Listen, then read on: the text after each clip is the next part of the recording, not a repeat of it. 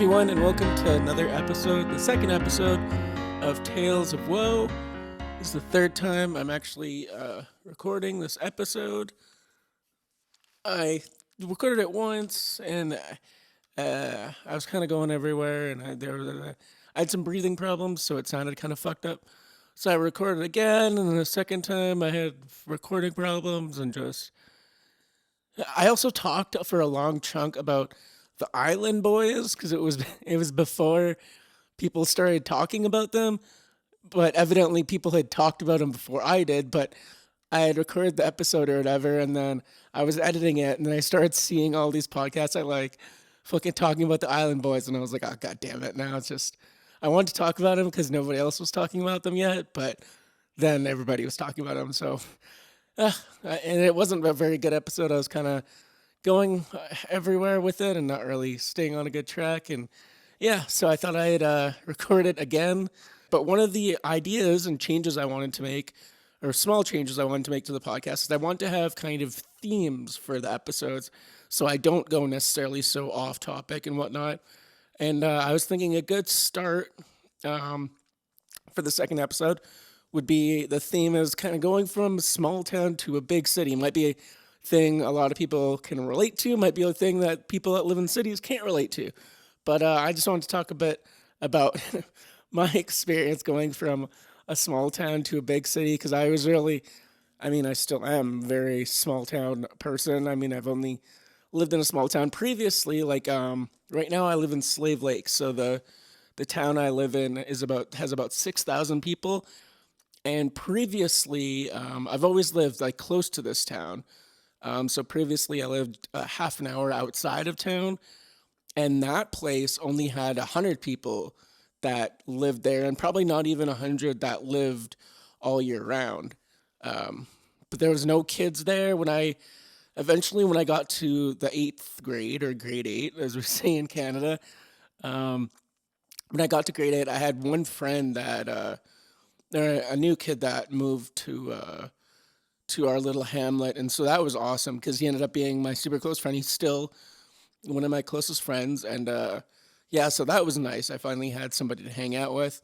But even in high school, like all of our friends that we all lived out of town, so none of us could really party or like hang out in town really for like on weekends because none of us fucking lived in town. So that kind of sucked. We had other friends that did.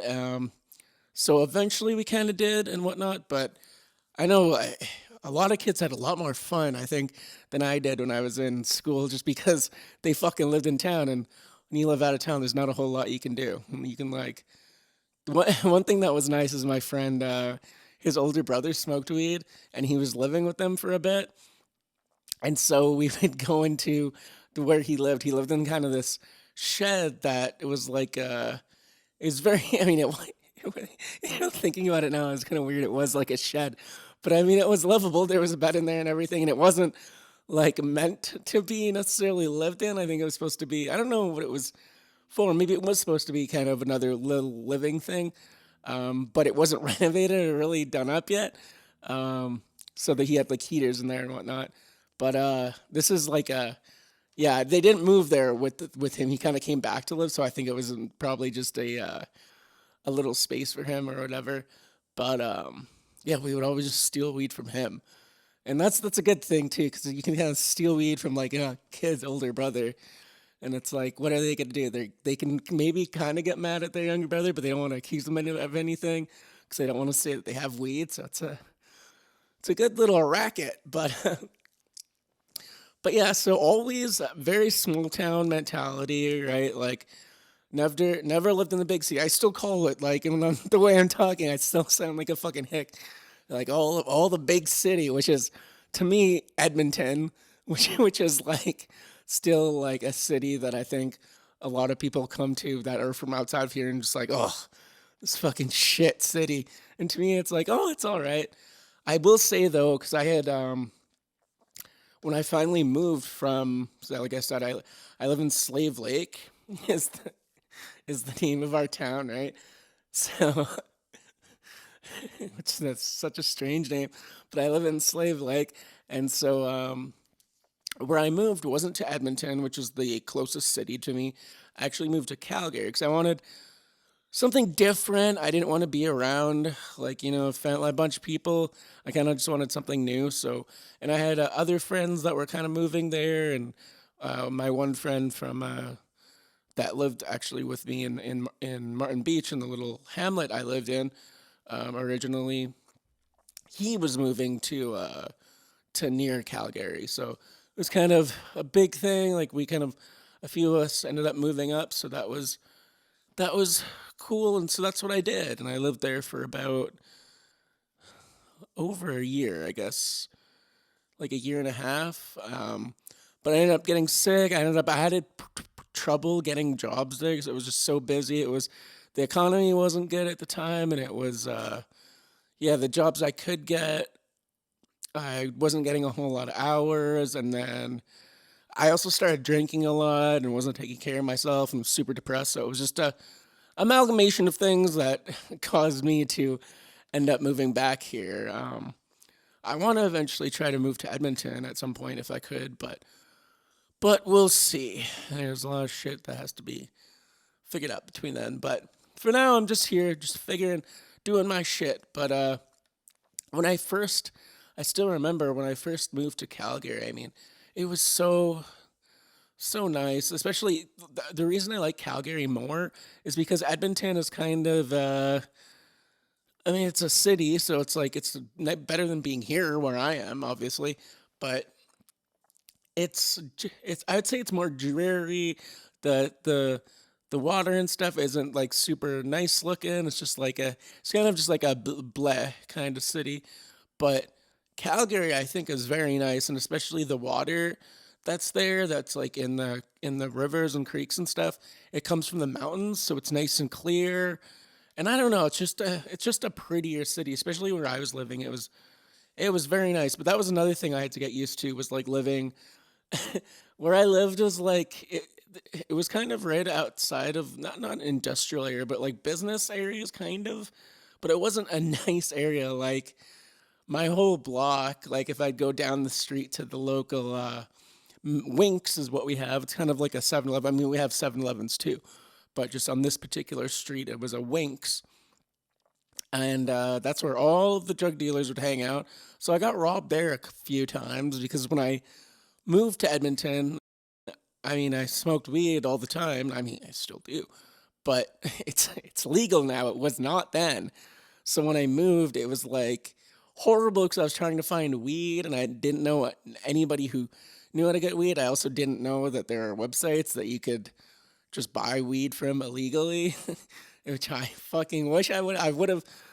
I mean, not got robbed and had just so many less just stressful times in in the city if I fucking would have known that. But you live and you learn. But so I was forced to go to those fucking drug areas and try to buy weed, which I never got. I never got weed once from trying to get it on the street from somebody, I don't think. I'm really trying to think if I ever got any weed. I think maybe once I got like a fucking nug for like $20. It was some bullshit, but it was nice to have weed. But it was like, yeah, I mean, I got a pill sold to me once, which to this day, after seeing, what the fuck are those pills that are killing everybody? Starts with an F, the heroin bullshit that's not heroin. Fentanyl. I swear I've seen like what fentanyl pills look like. I swear somebody gave me a fentanyl pill, but they probably didn't because I was drunk and I took it because I just wanted to get high and get fucked up and like I couldn't find weed and I was going like a bit nuts. And so I took this pill, but I think it was just some bullshit. I'm sure it wasn't fentanyl because I probably would have died. But I just took it orally, right? I didn't snort it or anything. But I don't know. Yeah, I'm sure it probably wasn't fentanyl at all. I didn't feel anything, I'll tell you that much. But I also got sold like I don't know if it was cocaine or crystal meth At the time, I was super drunk and I was gonna do it. Luckily, I had a roommate, um, wonderful roommate, wonderful man. He put up with a lot. Oh, he put up with a whole lot of that guy. Maybe next time I'll have an episode of just horrible roommate stories. Because not him, me being the horrible roommate. He had to deal with so much shit from me. But but at one point, yeah, I was like drunk because that's when my drinking problem started. I do not drink now. I haven't drank in over a year because I have a real bad drinking problem that I just started when I was in the city because I had no weed and I started drinking a lot and all the time and I could not stop and it was bad and it would lead me to do a bunch of dumb shit, hurt myself a lot, get into bad situations. And like I said, I was trying to buy weed from this guy. I said I wanted like a 20 bag and he gave me 2 bags. So I was like, okay, whatever. I didn't look at it, right? You don't look at it, really, even though you kind of should. But like, where they I was buying it, like I said, it was the Winks that was just on the corner. So like, cops knew that's where everybody bought drugs and shit. So, and it was just a block away from my house. So whatever, I get it, and I go back to the apartment, and I'm looking at it, and it's like white crystal. And I was really drunk, so I can't be sure if it was coke or crystal meth. It was probably just Coke. And like I'm trying to think of how crystally it was and like how solid it was. And it was just a little baggie of it. So it was probably Coke. Either way though, I was going to do it. And then my roommate luckily made me flush it down the toilet. So that was very kind of him. Because who knows, if I would have started then and enjoyed it and not if I didn't OD and doing whatever the fuck that was and I enjoyed it, that could have been real bad for me. I could have gotten really addicted to that and that could have been not good. So shout out to that man for saving my life probably multiple times. Probably a lot of the times I don't remember because I was blacked out a good portion of that last year I was there.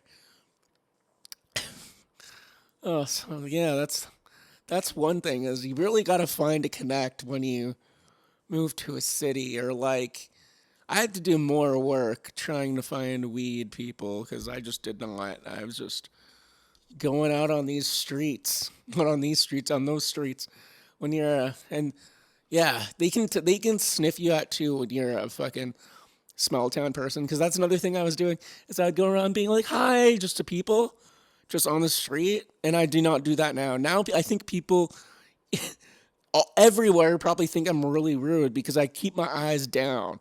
When I'm driving, I do not look at people. I keep my eyes on the road. When I'm walking down the street, I fucking keep my eyes down. I don't fucking look at people in the eye. I fucking just keep going. Just because when I lived in the city, it's like, you don't want to look at some people in the eye because that's going to get them to approach you to sell some shit or fucking ask for money or fucking freak out on you because they're fucking whatever, just having a fit. Oh, that's another thing too. When I first moved, the first day I moved to Calgary, there's the building we live in, and there's a parking structure that's like attached to the building that's kind of in the back.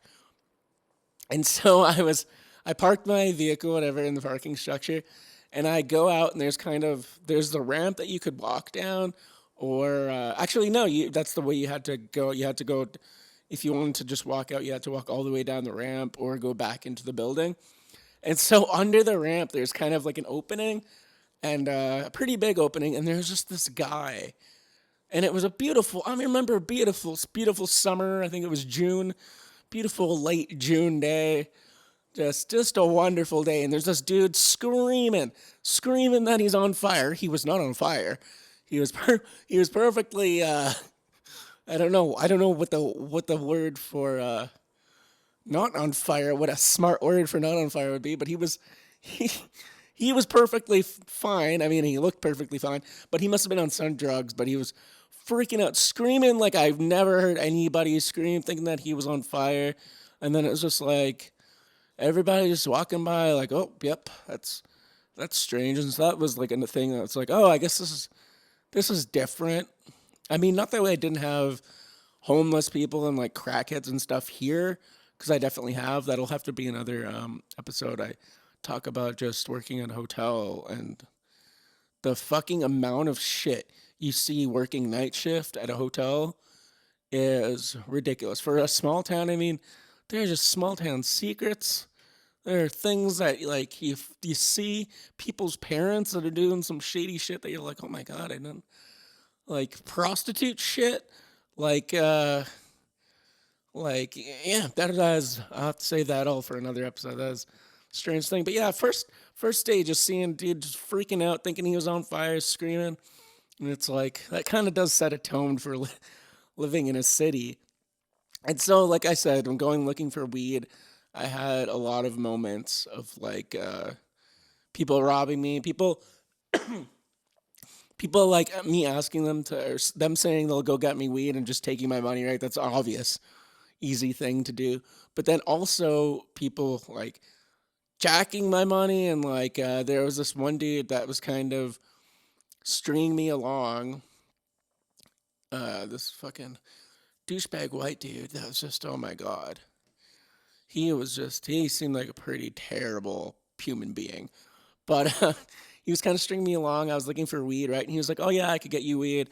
And then this is one thing too. If you fucking move to a like a city, and you're from a small town, and people are being extra nice to you, be very worried. Be very worried if people are being really, really nice to you for no reason, because there's some shit coming. Especially if you're on the street looking for something and you're in kind of shady areas. There's some shit going down because this dude, he's like, yeah, I can get you weed. I have to go meet somebody or whatever. Can you get me McDonald's food? And I was like, all right. And he didn't look super homeless or anything. Like he looked like kind of just a guy. That's why I kind of went up to him. Right, he didn't look like some super homeless guy. Like he wasn't his clothes weren't all raggedy, and he didn't seem super crazy or anything. So I was like, what? Okay, this is like he had like a nice haircut and everything. So I was like, okay. I went up to this guy, whatever, and then he wants food, so whatever. I'm like, okay. I go get him some food, and then he's kind of walk. We're walking around, kind of like a little ways away, kind of to this park, and he asked if he can use my phone, and so that's super suspect. I really didn't want to give him my phone, but I was like, if I could just, because maybe he's gonna call the person or whatever, right, and set up get the person meet him, whatever person that he knows to get weed. So I let him use my phone. He goes to call, I guess, his girlfriend, his baby mama, I don't know. But he starts just screaming at this lady, just screaming with my phone, kind of just standing there. And he just has my phone or whatever. And then she hangs up on him. He keeps trying to like call her back. And I'm just like, all right, dude, can you just give me my phone back? And he starts to get like angry and kind of like, what's the word? I mean, he's like, push it up on me, right? And like kind of like getting like aggro. And I'm like, come on, man, I just want my phone back. And he's not giving me my phone back. And it's like, and you could tell that there's something was going to happen. And I had to be very smart with like what I said, because he looked like he was going to fucking just hit me and take my phone. And so I was like, here, I just opened my wallet and I had like 25 bucks, 30 bucks. And I was like, here, this is like all the money I have. You can have it. Just please give me my phone back. And he gave me my phone and I left. I'm sure I was crying. I'm sure I had tears in my eyes. But I was like, after that, I think that was the last time I went on the street just looking for weed, because that was just, he was so fucking aggravating. And that's not even that bad. To be fair, that's not that bad. But he was definitely ready to like fuck me up if I was gonna insist more, if I was gonna like do anything. And like that's the thing too, is I don't make the best choices. I've had times where it's like I've kind of not stepped up on somebody, but like I was having an argument with somebody and I said some shit that was like me almost saying like we should fight, which is just very strange because it's like I don't even want to fight anybody. But yeah, it's just good that I didn't say anything. It's not like I say like dumb shit like, oh, what you want to fucking go. I don't say anything like that, but like, yeah, I don't know. It's just good. I'm glad that he just took my money and he fucking gave me my phone back. It was a miracle. He gave my phone back. I think he saw the terror in my eyes, and for a second he had some sympathy. For 1 second, and that was probably the last time he had sympathy. I mean, most likely he's probably dead now. Because looking back on it and stuff, it was like, oh, he was definitely like some kind of like meth addict because he was freaking out. Like he was, yeah, it's not good judgment. But it's also being naive is a big thing when you move to a city from a small town. It's like, yeah, you're gonna be super fucking naive, and that's just some shit you gotta learn, unfortunately. But I would say, like, if you, I mean, now there's no reason to do shit like that because now weed is legal. Thank God, at least in Canada. I feel bad for people in the States that it's still not legal for because that's just so shitty. Those drug dealers are the worst. Like I eventually did get a drug dealer when I was in the city, and he was pretty good. He was pretty good. He wasn't the best. You'd have to drive usually a ways to meet him, but he was usually pretty freaking good. He was not smart with his driving with his cars though, because he was constantly getting tickets. And I think, excuse me, not paying his tickets, getting his car taken away.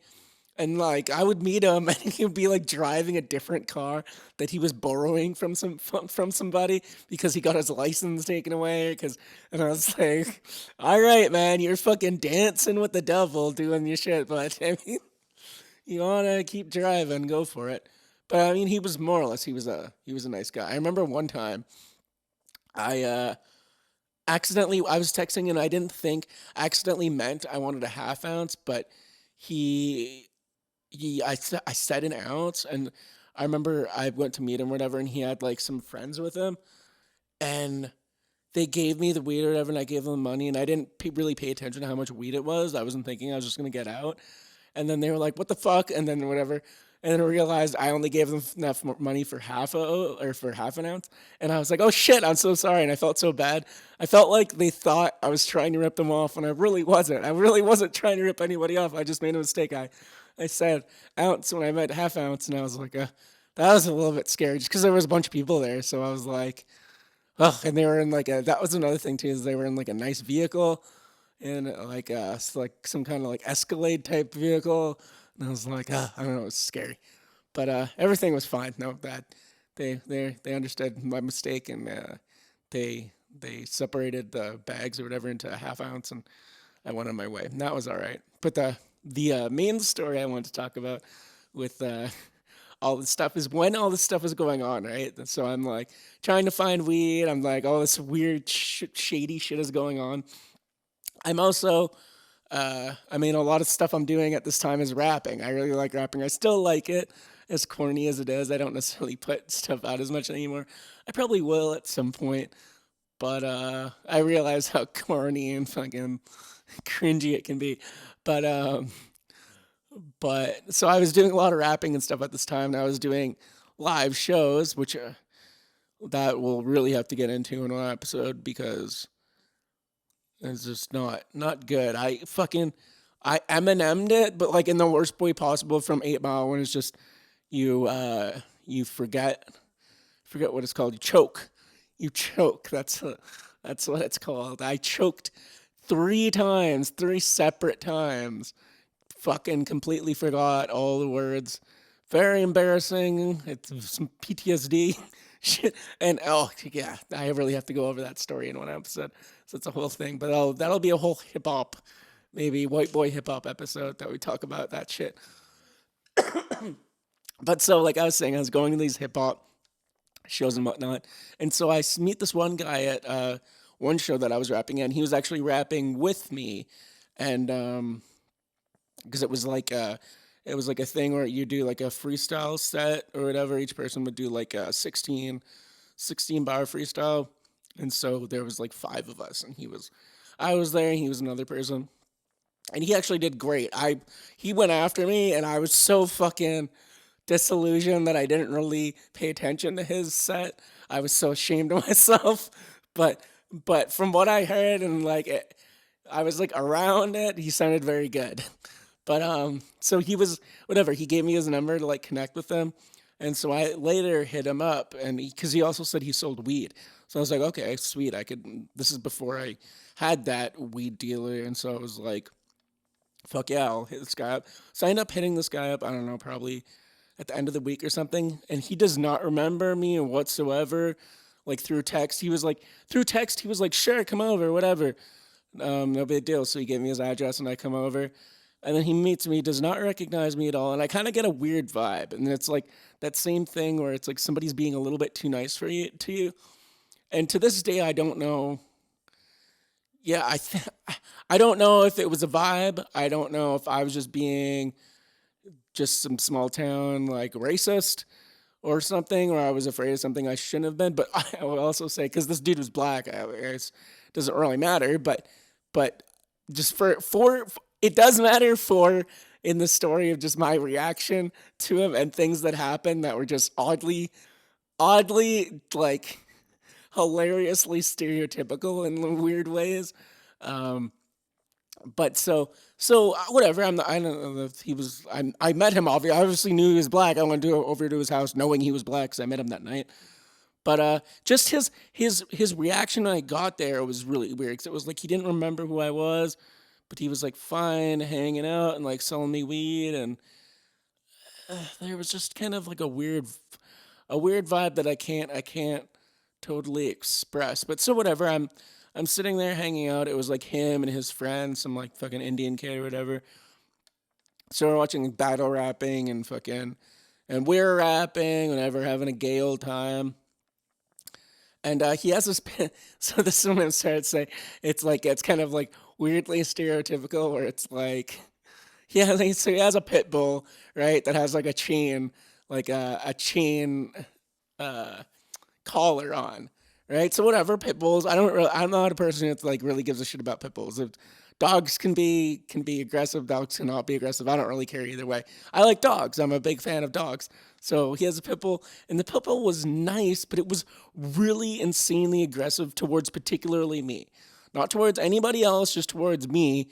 And I don't know. I don't know why. I don't know what's going on. I don't know if it had to do with problems I had from surgeries before, but or what. But it was like this motherfucker was just really sticking to me and like sniffing me super lots, and it was just really uncomfortable and weird, and like it was so big and heavy, and it was like it was just making me really uncomfortable. So whatever, that's like just a thing that's happening. So whatever, we're hanging out, and then his other friend comes over, and then they start to do. He had brings blow or whatever, so they all start to do blow. I don't do blow, so that's a weird thing. Or it's just like I'm not used to it. They're all smoking weed. There's fucking pit bull here. They're rapping. They're doing blow, and I'm just like, this is strange. But everyone's still more or less nice. I mean, they did really make fun of me when I tried to, because I'm not nimble because of my problems and shit. I have joint problems because my yeah, because my immune deficiency, I just have a lot of fucking bone and joint problems. So I can't. And it's also that's an excuse. To be fair, is a bit of an excuse. I just can't roll a joint very well either. But so that that's what I'm gonna. That's the reason I'm gonna say I can't. But I'm sure it's just because I don't have dexterous hands. But so I'm trying to roll a joint. They want me to roll a joint, right? And so I feel like it's this weird peer pressure thing where they're like getting me to roll a joint, and I'm not good at rolling a joint by myself. I'm just getting made fun of. I'm just like, fuck, this is fucking lame. I was like kind of bummed out because it just felt like school again. And I was just like the nerd getting made fun of, kind of. And so whatever, I do it, and it's a shitty joint, and they make fun of me or whatever. And then they want to go out to the back to play basketball, and I'm just like, well, God damn it. Like I can't fucking roll joints. I can't fucking play basketball. I have asthma. I have asthma. I can't run. I can't jump. I can't throw hoops.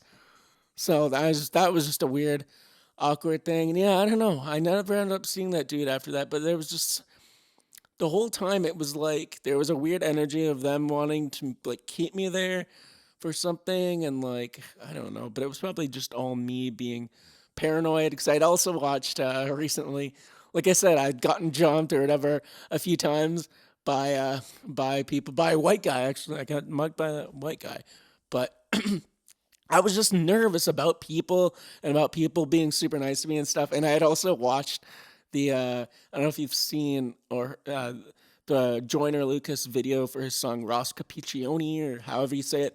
And it's about this kid that's a real life kid that got he ended up getting shot and he survived, thank God. But he ended up getting shot a few times in a gang initiation thing where this he made friends with this. He was a new kid at the school, and he made friends with this guy. And this guy was like, I guess, gangstery type dude that was in a gang, and he had gang initiation, and the initiation was to kill a person, right? And so he took him out. Whatever the song is about this whole story that happens where this guy befriends this kid and then fucking shoots him and kills him, right? So that's fucking I see that's going on in my head. And it's this guy who doesn't remember me at all, but he invites me in and it's just weird vibe. Like he has a bunch of weed, they're doing fucking blow. He's got a pit bull with a chain collar. It's super aggressive towards me. They want to play basketball. It was just too much. It was just it was just too much for a little fucking white boy from a little small town to handle. And I was like, yeah, freaked me out a bit. And I'm sure, like looking back on it too, I'm just like, I think I was just paranoid and nervous about stuff. And like, I don't want to say I was racist because it was like, I was just nervous. Like, I'd gotten mugged and shit, and people stole shit from me so many times that I was like, I don't know. It was like, it was strange. Yeah. But yeah, maybe it was a little bit of small town racism or something. I'm not above saying that I have flaws, man. And if I was afraid because of that, then I mean it's obviously shitty. And it's like, and I went there because I wanted to hang out, and I wanted to, there wasn't any racism involved in that, so I wanted to hang out with him, but and rap and stuff. But yeah,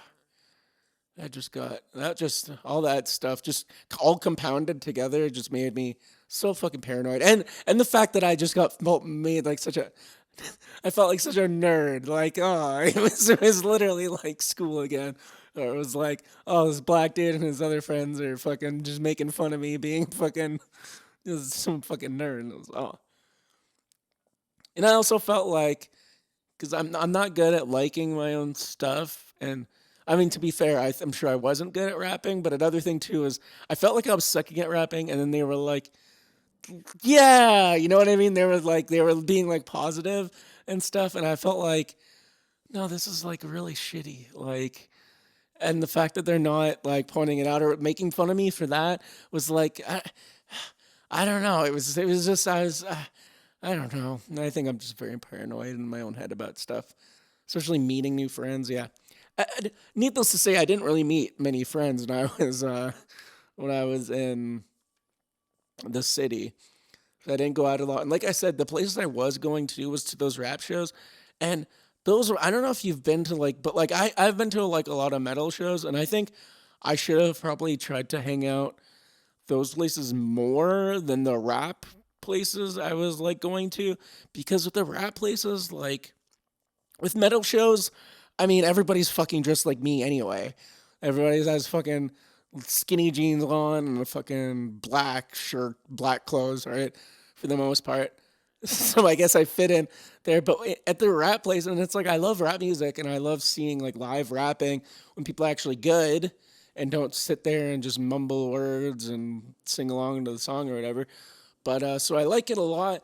But there is definitely a thing where you feel like there's a whole thing with the style and with like the clothes people wear. The clothes people are wearing at these shows that I would go to is like, where the fuck do you even buy that? Like, where the fuck? I've never seen clothes that look like this in a fucking store. Oh, just weird pockets and weird places and like really long or just, I mean, they're like designer clothes, I guess, are meant to look designer, but that was another strange thing that's just like, I can't. Yeah, it's an odd community. You have to really, I think you really have to go into it knowing who you are and being like fine with it and having the audience react to that instead of what I was doing, which was just kind of being. I mean, I hadn't been rapping for long, and I just wanted to kind of do it. And then I just was not good and not cool, and I just didn't fit in. And I just, yeah, I didn't spend a lot of time hanging out. I spent so much time alone, even when I lived in the city, which is like, I mean, I've been doing still, but when I lived in the city, I feel like it's so much more of a shame that I didn't go out more. I think I just didn't know exactly where to hang out, and like, I didn't want to be a lone person, like staying there, like creeping, trying to get in on people's things when they don't want me there either. So that's like a hard thing to kind of try to enter a friend group or try to meet friends. I don't know, it's just tough, but that was, yeah, that was kind of my initial things of going to the city as like a small town person is, yeah, sometimes you just yeah, could be a little bit racist, I guess, is what I've learned when you don't mean to. And I don't know if it wasn't really racism, it was just, yeah, being afraid of fucking just getting ganked, getting people yeah, people taking. It was more, yeah, just being afraid of people taking advantage of me for being trusting and like. Although I'm sure it was all paranoia. I don't know. Let me know. You hear this story? What do you think? I obviously told it from my viewpoint. I also didn't mention. I don't know if I did mention, but he had a girlfriend that was there the whole time too, supposedly, who just did not come out of her room, and I was just. There was a weird vibe in there before I got there. Where I felt like there was some kind of like fight or like weird shit going on in the apartment too. So maybe that's what I was picking up a little bit. Is like there had been kind of maybe arguments or something beforehand, and then she just got mad and stayed in her room. And so I was picking up on that. I don't know. Very strange. We ended up hanging out again. I didn't really hang out with, yeah, I didn't really have any new friends I made. Unfortunately, all the people I did hang out with were people I knew that had moved as well. And my roommate did have, because he was a person that I moved, that I was friends with, that I moved to Calgary with, and he was going to school and shit, and to like art school. So he did have friends, but they were all very happy, like gay in the sense that they were happy, but gay also in the sense that they were fucking gay, and like just people that would want to go to museums and shit like that, and like I'm so not that guy. Like one time they wanted to go to a music museum. They were like describing all the shit they wanted to see, and I was like, "It's like, oh, do you want to go with us?" And it's just like, "No, I'd rather fucking." Why did this get really loud all of a sudden? What the fuck? I don't know. Something weird just happened. But it's like, no, I'd rather fucking shoot myself. And it's like, I like music things and I like history, but just like, oh, I don't know. They enjoyed it so much that it just made me so disgusted almost. Which is funny when like nowadays I'm spending so much time listening to like university lectures on J.R.R. Tolkien and reading all of his books and like all the shit from the Silmarillion and like it's all just information. It's not like the Lord of the Rings where it's like, oh, this is like a good narrative story. It's like, no, this is literally like reading history, but just about fantasy. And I'm just reading so much of it and listening to so much of it. And so I guess I get it in that, but like, it's not fun to do with people. That's something you do by yourself. Yeah, so evidently, I mean, you see why I don't have friends. I'm a fucking curmudgeon. I'm a fucking paranoid curmudgeon that either thinks you're trying to get something for me or I think you're fucking I think you're a bit of a ninny. And it's like, ugh. And me saying that is a joke because I'm quite a bit of a ninny myself. But yeah, so that was this episode of just a bunch of stories. I think it was maybe a bit better of a format. I guess we'll see. You can let me know what you think if anybody is watching this. Um, I don't think I jumped nearly as many places. Maybe I did. but at least it kind of had a trajectory. Oh my god, that was a hard word to say. Trajectory. But I had an aim. I might have fucked it up a bit, but hopefully it was a little bit better. And yeah, well, thanks for joining me for the second episode. And yeah, let me know too if you've had any stories of going from small town to big city and just shit you had to figure out or get used to or whatever. Let me know. And again, thanks for watching. This is Tyler Lacroix saying